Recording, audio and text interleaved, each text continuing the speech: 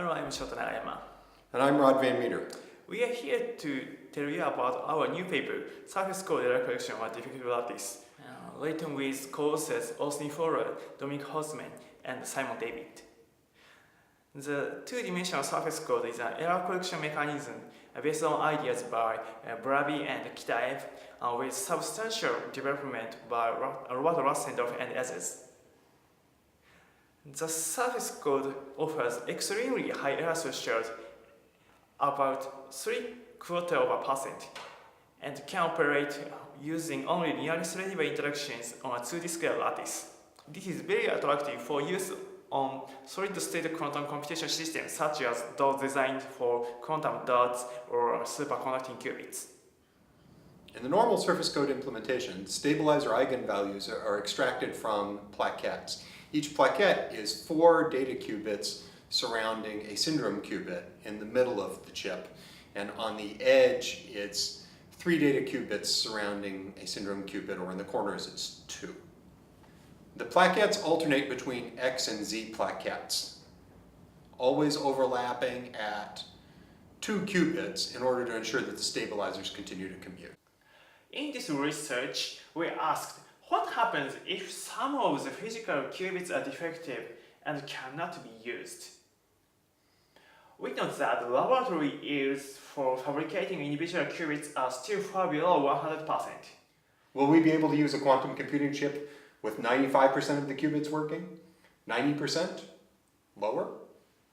The first step, of course, involved determining how to remake the surface code to operate in the presence of a defective qubit. We create superplaquettes. A superplaquette is simply a plaquette involving more than the expected number of data qubits. For example, to handle a single missing data qubit, we create a 6-qubit X plaquette and a 6-qubit Z plaquette. Because it is no longer possible to directly use C0 gates to calculate the syndrome, we add swap gates as necessary. With a complete lattice, all plaquettes are measured in a repeating pattern that is 10 steps long.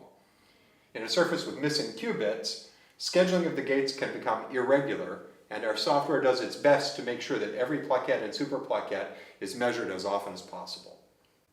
To test this idea, we have simulated 474 randomly generated defective lattice with various number of qubits and different yields.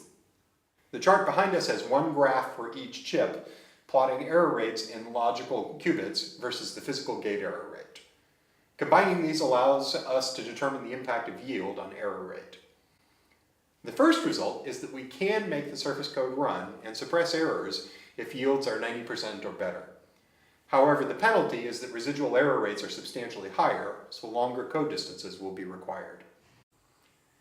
In practice, of course, if we're running a factory for quantum computing chips, we can discard chips that aren't up to snuff. We can see from the individual plots that there is substantial variation in the performance of different chips with differentially placed defective lattice qubits. So we also examined what happens when we throw away either 50% of the chips or 90% of the chips. We can see from the data that covering chips substantially improves average performance.